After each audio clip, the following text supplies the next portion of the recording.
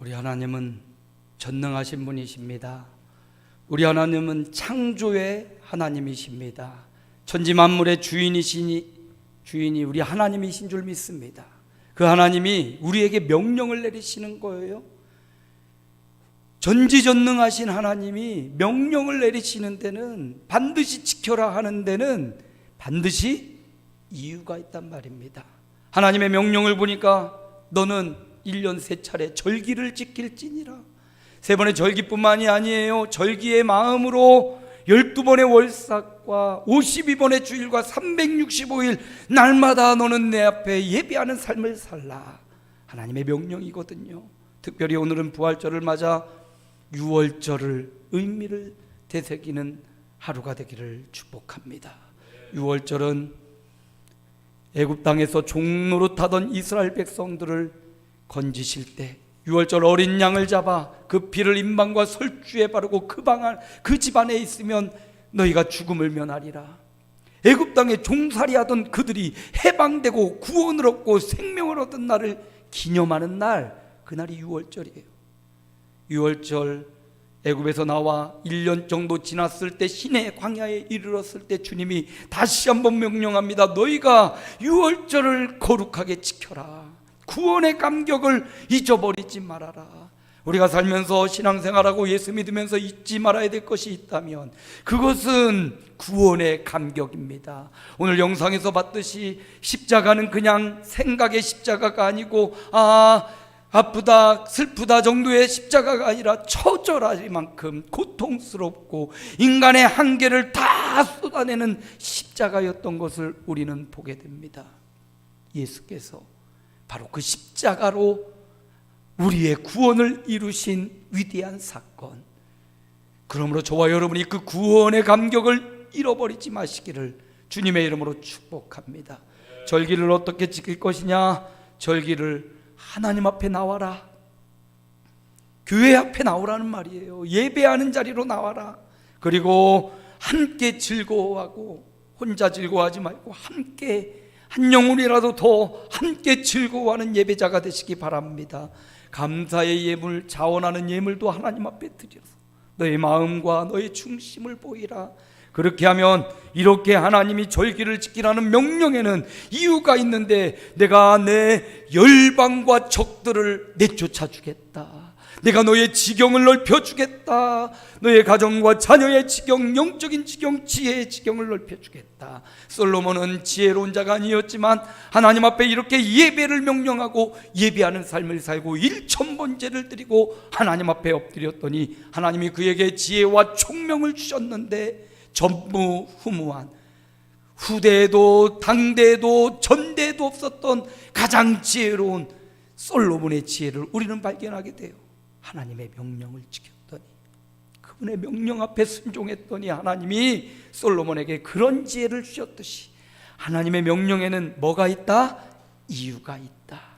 그러므로 우리를 죽이고 힘들게 하려고, 고통스럽게 하려고 명령하는 게 아닙니다. 우리를 축복으로, 우리를 은혜로, 우리를 진리로, 우리를 생명으로 이끌기 위해 하나님은 우리에게 명령하신 겁니다. 아담을 괴롭히려고 너 동상 중앙의 실과는 따먹지 말라. 아담을 괴롭히려고 한 게 아니에요. 그 주변에 있는 생명나무를 먹으라고, 그 주변에 있는 더 좋은 나무를 먹고 너는 피조물이고 창조주 하나님의 말씀을 듣는 것, 이게 행복이니까 아담에게 그 실과를 먹지 말라고 한 거예요.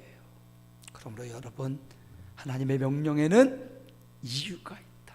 그 축복의 이유, 그 은혜로운 이유, 그걸 바라보면서 하나님의 명령에 순종하며 예배하는 절기, 그 절기의 정신을 가지고 매달 첫일인 월삭을 지키고 1년 52주 주일을 지키고 날마다 주님과 동행하는 복되고 귀한 생애가 이어지시기를 주의 이름으로 축복합니다.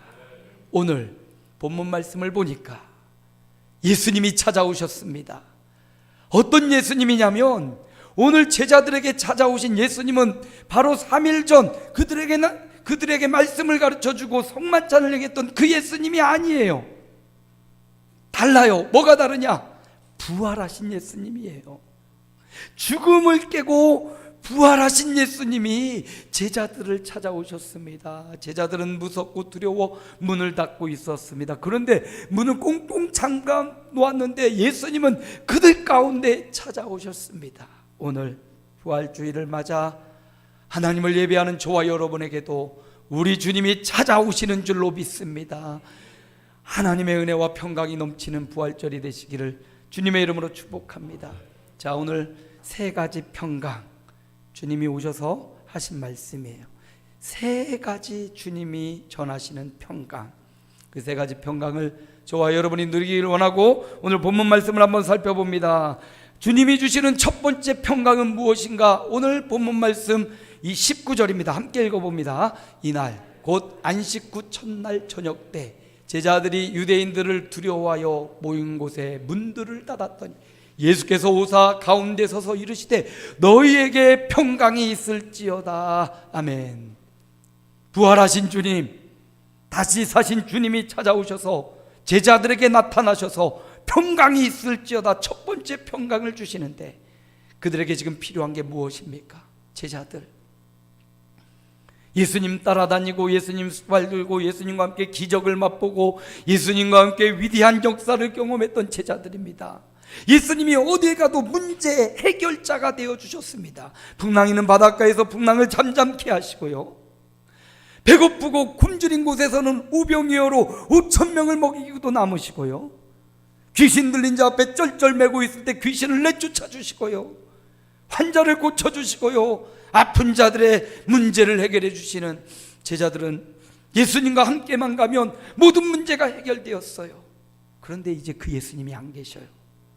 그 예수님이 자신들의 눈으로 확인하고 봤는데 채찍질 당하고 살점이 뜯기고 가시면류관을 쓰고 십자가를 지고 내가 그리스도요 하나님의 아들이라고 고백했던 그분이 십자가의 길을 자빠지고 넘어지고 조롱당하면서 갈보리 언덕을 올라가셨습니다.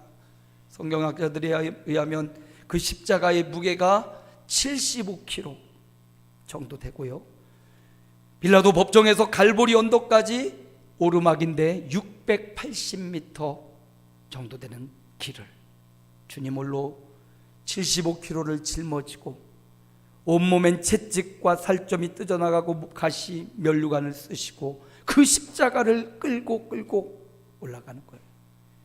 요즘 동영상 유튜브에 보니까 한 전도사님이 이걸 재현을 하는 거예요.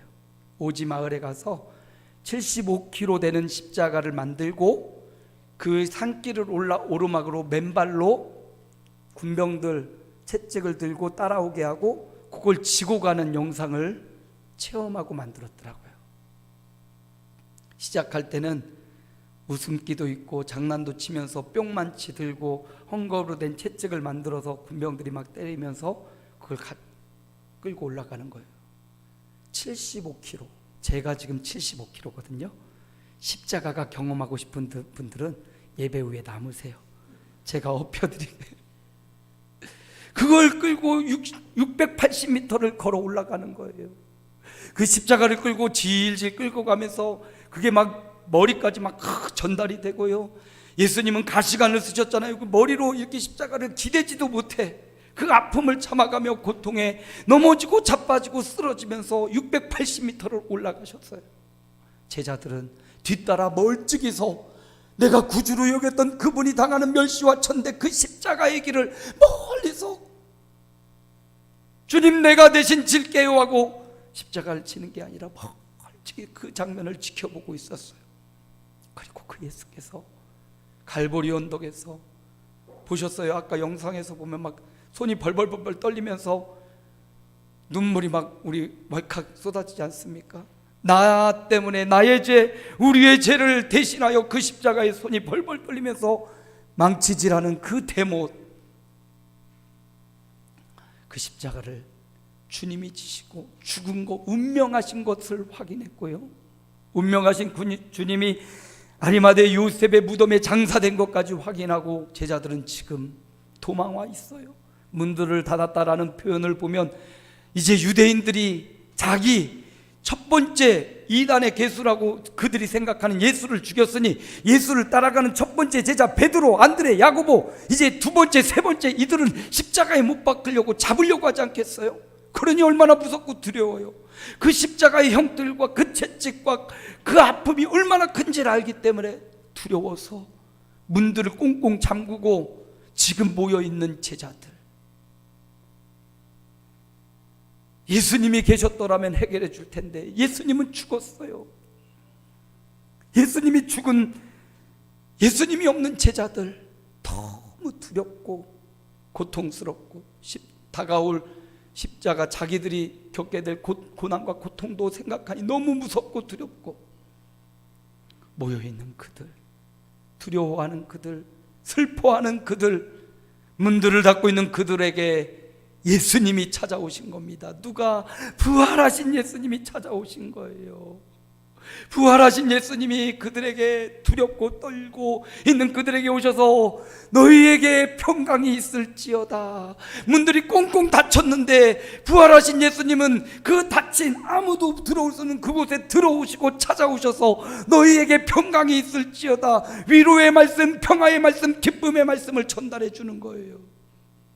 깜짝 놀라서, 정말 예수님이 맞는가? 아마 다들 깜짝 놀랐을 거예요. 문을 닫았는데 어떻게 들어오셨지? 정말 저분이 살아나신 예수님인가? 너희에게 평강이 있을지어다.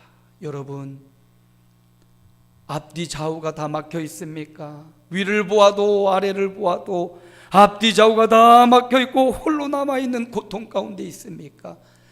비록 그런 자리일지라도 온 문이 닫혀 있는 그 장소, 두려움에 떨고 있는 제자들에게 부활하신 예수님은 찾아오셨고 나타나셨고 그들의 두려움과 떨림 가운데 위로해 주시고 기쁨을 주시고 그들을 일으켜 주시는 주님, 그 주님은 2000년 전 그곳에만 계신 게 아니라 부활하신 예수님은 오늘도, 지금도 혼자 있는 것 같은 괴로움과 아픔과 환난과 고통 가운데, 질병 가운데 있는 저와 여러분에게 우리 주님 찾아오셔서 말씀하십니다. 너희에게 평강이 있을지어다. 주님의 평강으로 위로받으시기 바랍니다. 주님의 평강으로 치유되시기 바랍니다. 주님의 평강으로 일어나시기를 축원합니다. 주님의 그 나타나셔서 하신 말씀이 얼마나 큰 위로가 되었을까? 얼마나 큰 힘이 되었을까? 주님이 주시는 이 첫 번째 평강은요, 위로해 주시고 두려움을 물리쳐 주시고 담대하게 하시고 힘을 주시는 평강이에요. 구약 성경에도 이 평강이 나오는데요, 사사기 6장 24절 함께 읽습니다. 기드온이 여호와를 위하여 거기서 제단을 쌓고 그것을 여호와 샬롬이라 하였더라. 그것이 오늘까지 아비에셀 사람에게 속한 오브라에 있더라. 기드온은 이스라엘의 첫 번째 사사였어요. 대표적인 첫 번째 사사 시기에는 하나님의 말씀이 없었습니다. 그래서 암울해요. 그래서 더 강대국들이 그들을 괴롭힙니다. 기드온 당시도 미디안이라는 사람들이 이스라엘 백성을 엄청 괴롭혔는데 이유가 뭐냐면 이스라엘 백성이 하나님을 떠났기 때문이에요. 말씀을 떠나고 자기 마음대로 사니까 하나님이 고통을 더하여서서 그 고통을 통해서 다시금 하나님께로 돌아오라고. 우리 인생에 때로는 알 수 없는 고통과 아픔이 올 때가 있어요. 그때가 하나님께로 돌아오라는 하나님의 사인인 줄 알고 주께로 돌아서시기를 바랍니다. 주께 돌아서서 간절히 이스라엘 백성이 기도했더니 하나님이 한 구원자 기드온을 보내신 거예요. 그런데 기드온을 보니까 기드온은 겁쟁이에요. 미디안 사람들이 두려워서 자기도 너무 두려우니까 저녁에 한적한 곳에서 자기가 걷어들인 수확물을 막 타작하고 있어요. 눈치 보고 있는 기드온이에요. 그런 겁쟁이 기드온을 하나님의 사자가 찾아와서 기드온아 힘을 내라. 내가 너와 함께하고 내가 너를 통하여 미디안으로부터 너희를 구원하리라. 하나님, 나는 약한 사람이고 나는 겁쟁이에요. 겁내지 말라. 내가 함께해 주겠다. 그러자 기드온이 용기를 내고 오늘 그곳에 제단을 쌓고 뭐라고요? 여호와 샬롬. 샬롬은 평강이에요. 아직 미디안이 쫓겨가지도 않았습니다.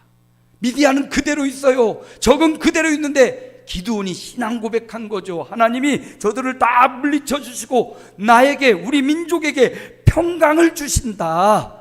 이 믿음으로 제단을 먼저 쌓았어요. 평강을 먼저 누리고 제단을 쌓은 게 아니라 먼저 제단을 쌓고 확신을 갖고 평강을 누리게 되는, 저와 여러분도 여호와 샬롬의 제단을 쌓으시기 바랍니다. 지금은 여전히 아프고, 지금은 여전히 고통스럽고, 지금 여전히 위로가 필요하고, 지금 여전히 슬픔이 있을지라도 지금 여호와 샬롬의 믿음의 평강의 제단을 쌓으시기 바랍니다. 하나님이 위로해 주시고요, 하나님이 기쁨 주시고요, 하나님이 이 첫 번째 평강으로 함께 해 주실 것입니다. 두 번째 평강이 있습니다. 예수님께서 제자들에게 21절에 보니까 이어서 평강을 말씀하셔요. 함께 읽습니다. 예수께서 또 이르시되 너희에게 평강이 있을지어다. 아버지께서 나를 보내신 것 같이 나도 너희를 보내노라. 두 번째 이어서 연달아 예수님이 너희에게 평강이 있을지어다, 두 번째 평강을 말씀하시는데 조금 똑같은 단어이고 그렇지만 의미가 조금 달라요. 첫 번째 평강은 두려워하던 그들에게 위로해 주고 기쁨을 주고 두려움을 물리쳐 준 담대한 평강이었다면, 두 번째는 잘 보세요. 문맥을 잘 보면 아버지께서 나를 보내신 것 같이 나도 너희를 보내노라. 너희를 세상으로 보내면서 주시는 평강이에요. 저들을 세상 가운데로 보내 예수 부활 십자가의 증인으로 삼으려고 저들을 보내면서 주시는 평강. 근데 이 평강은 그냥 평강만 주시지 않고요, 하나를 더 추가로 주십니다. 22절 함께 읽습니다. 이 말씀을 하시고 그들을 향하사 숨을 내쉬며 이르시되 성령을 받으라. 성령을 받으라. 이 평강은요, 사명을 위한 평강이고, 이 평강은요, 성령 받아야 감당할 수 있는 평강이에요. 그러므로 제자들에게 그렇게 두려워하고 그런 상태에서 부활하신 주님 만나고 용기와 위로가 되었다면, 용기 내고 위로 낸 데서 끝나지 말고, 내가 응답받은 데서 끝나지 말고, 내가 치료받은 데서 끝나지 말고, 이제 내가 아버지가 나를 보내셔서 이 땅에 왔듯이 이제 내가 너희에게 사명을 주어서 보내니까 너희도 가라라는 말씀이지요. 뭐 가지고? 사명 가지고 가라는 거예요. 근데 이 사명을 어떻게 감당해요? 성령 받아야 감당하는 거예요. 그래서 제자들이 이 평강을 받고도요, 바로 막 사방으로 흩어지지 않아요. 오순절 마가다락방 성령 강림할 때까지 예수님이 약속하신 성령 받으러 하신 그 성령을 위해서 간절히 기도해요. 기도하지 않고 성령 받는다? 거짓말이에요. 간절히 10일 정도 함께 모여 합심하여 기도하였더니 오순절 마가다락방에 성령이 불같이 한 사람 한 사람 위에 임하여 저들이 성령의 충만함을 받았더라. 할렐루야. 우리 온 교우들도 주님의 평강을 받았다면 그 평강에 머물지 말고 사명 감당 위에 성령의 충만함을 받으시기 바랍니다. 기도하면 성령의 충만을 받습니다. 약속하신 성령을 내게도 부어 주옵소서, 내 가정에 부어 주옵소서, 우리 교회에 부어 주옵소서. 이렇게 기도하는 자에게 내가 말세 내 남종과 여종에게 나의 영을 부어 주리라. 그 성령으로 사명을 감당해내시기를 축복합니다. 제자들이, 그 겁쟁이였던 제자들이 성령 받고 변하여 주님이 주신 평강을 누리고 성령을 받더니 밖으로 나가요. 문들을 닫고 가만히 있던 그들이 문을 열고 세상으로 뛰쳐나가 예수가 그리스도라고, 예수가 십자가를 지심은 내 죄, 우리의 죄를 위함이라고, 예수가 부활하심은 우리도 부활의 소망을 주심이라고 십자가 부활의 증인 사명을 감당하게 됐어요. 그러므로 교우 여러분, 제자들에게만 사명이 있는 것 아니고 저와 여러분에게도 사명이 있어요. 최고의 사명, 생명을 살리고 세우는 것, 이게 최고의 사명이지요. 저와 여러분에게 건강 주시고 물질 주시고 생명 주신 것은 누군가 나를 통해 구원받을 사람이 있기 때문이라는 이 사명감으로 생명을 살리고 세우시기 바랍니다. 교회 일도 사명 없이는 감당하기 어렵습니다. 교회를 깨끗하게 하고 또 교회 성도들의 마음을 돌아보고 또 쓸 것들을 공급하는, 이것도 사명으로 하는 거니까 여러분 주신 그 사명 성령 받아 그 사명 더 잘 감당하시기를 축복합니다. 그래서 두 번째 평강은요, 사명을 위한 평강을 주신 거예요. 그리고 또 세 번째 평강을 말씀하셔요. 오늘 본문에 읽진 않았지만 뒤로 가면 24절 함께 읽어볼까요? 12 제자 중에 하나로서 디두모라 불리는 도마는 예수께서 오셨을 때 함께 있지 아니한지라. 도마라는 사람은 그 주님이 주시는 첫 번째, 두 번째 평강을 못 들었어요. 아니, 예수님의 제자였는데 왜 제자들과 함께 그 자리에 있지 못하고 그 자리를 벗어났을까? 여러분, 자리 지키는 거 중요합니다. 계속 같이 있다 자기만 빠졌어. 도마만 빠졌어요. 다른 제자들 다 같이 있다 부활하신 주님을 만나고 성령의 충만 받고 그런데 도마는 뭐가 그렇게 바빴을까? 어딜 갔다 왔을까? 도마는 여러분, 여러분의 자리를, 교회에서 여러분의 자리를, 신앙에서 여러분의 자리를 잘 지켜내시기 바랍니다. 근데 도마가 없었어요. 근데 와보니까 다 부활하신 주님을 만났다고 평강을 받았다고 막 자랑하는데 도마는 못 믿겠는 거죠. 철저히 이성적인, 그리고 확증이 필요한 사람 도마. 난 못 믿겠다. 내가 손가락으로 창자리에 못자국에 손 넣어보기 전에 난 못 믿겠다고. 주님이 그 후에 도마도 있을 때 찾아오신 거죠. 도마가 영어로 이름이 토마스래요. 토마스. 우리 친구들 토마스와 친구들 막 기차, 그 토마스가 이 도마를 말하는 거래요. 영어 이름에 토마스. 도마가 있을 때 주님이 찾아오셔서 도마를 보고 주님이 이렇게 말씀하시죠. 너희에게 평강이 있을지어다. 할렐루야. 도마가 있을 때도 오셔서 주님이 평강이 있을지어다 말씀하시며 27절에 도마에게 말합니다. 내 손가락을 이리 내밀어 내 손을 보고 내 손을 내밀어 내 옆구리에 넣어보라. 그리하여 믿음 없는 자가 되지 말고 믿는 자가 되라. 그 말을 듣고 도마가 대답하여 이르되 28절의 고백이 중요해요. 주님을 보면서, 부활하신 주님을 보면서 나의 주님이시요 나의 하나님이시니이다. 나의 주님이요 나의 하나님이시니이다. 도마의 위대한 고백을 볼 수가 있습니다. 26절도 한번 읽어볼까요? 여드레를 지나서 제자들이 다시 집안에 있을 때 도마도 함께 있고 문들이 닫혔는데 예수께서 오사 가운데 서서 이르시되 너희에게 평강이 있을지어다 하시고. 세 가지 평강. 이 세 번째 평강은요, 의심하던 도마에게 확신을 주는 평강이에요. 여러분, 구원의 확신, 믿음의 확신이 없으면 쉽게 흔들려요. 그렇지 않습니까? 나무 뿌리가 견고히 있지 않으면 금방 시들고 휘둘려요. 믿음의 뿌리도 너무 중요합니다. 믿음의 뿌리가 견고히 있고 확신이 있어야 이단이 와서 신천지가 오고 하나님의 교회가 오고 뭐 박태선이가 오고 저 뭐 만민중앙교회 누가 와도 믿음이 확신이 있으면 흔들리지 않죠. 도마는 바로 이 확신을 주는 평강을 얻은 거예요. 확신을 얻는 평강을 얻게 된 거예요. 이후에 이 도마가요, 어떻게 변하느냐? 의심 많던 도마가 성령 충만을 받고 흩어져서 인도라는 지역을 가요. 그리고 그 인도에 종횡무진하며 그 큰 인도의 복음을 전하는 선교사가 되고요. 그 인도의 복음을 전하다가 창에 찔려 마지막 최후를 맞이합니다. 창에 찔려 죽기까지. 전승에 하면 도마가 74세까지 살았다고 해요. 예수 만나고 복음 전하여. 인도가요, 중국 다음으로 인구가 많은 나라잖아요. 곧 모르겠어요. 지금 수치가 어떻게 되는지 모르겠는데 인도가 중국보다 더 많은 인구가 곧 된다고 이야기합니다. 중국은 지금 뭐 아이를 안 낳잖아요. 근데 인도는 아직도 자녀를 엄청나게 낳는데요.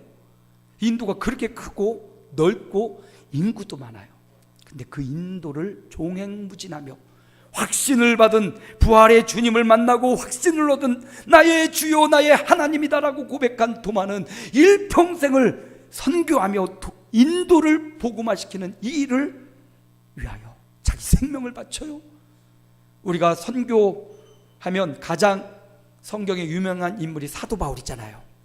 사도 바울은 1차, 2차, 3차 선교 여행을 하면서 소아시아 지역, 유럽 지역, 로마에까지 얼마나 긴 여행을 하며 복음을 전했습니까? 위대한 역사도 일어났죠. 근데 도마는 사도 바울과 비교해 보면 사도 바울보다 훨씬 더 많은 지역을 다녔대요. 거리가 바울이 다닌 지역보다 훨씬 더 먼 거리를 다녔고, 바울이 전한 복음의 연수보다 사도 바울은 74세까지 더 오랫동안 인도의 복음을 위해 힘쓴 자가 바로 도마라는 거예요. 도마 행전이 있고 도마 복음이 있는데 우리 정경에는 들어와 있지 않아요? 근데 여전히 도마 복음과 도마 행전이 있어요. 거기 보면 위대한 역사들이 일어나고요, 인도의 생명의 역사가 일어나는 놀라운 일을 도마가 감당해요. 의심 많은 도마였지만 주님이 전해주신 확신을 주는 평강을 받은 후에 그의 생애가 복음으로 가득 차 있고, 지금도 인도에는요 힌두교가 장악을 했잖아요. 여전히 도마가 복음을 전했던 서인도 지역에는 도마의 복음을 이어받은 기독교인들이 있어요. 거기는요 개신교도 아니고 천주교도 아니고 콥트교라고 하고 특이한 종교적 형태를 갖고 있는데 예수님의 십자가 부활을 믿고요, 신앙이 같아요. 인도 인구의 2%인가 아주 적은 수지만 2000년이 지나도록 동방과 서방의 영향을 받지 않는 도마의 영향으로 기독교가 유지되고 있는 인도 지역이 있어요. 저도 거기 가보고 싶어요. 우리 노예에 인도 선교를 하시는 분이 계셔서 나도 한번 그곳에 가보고 싶다. 한번 갈 겁니다.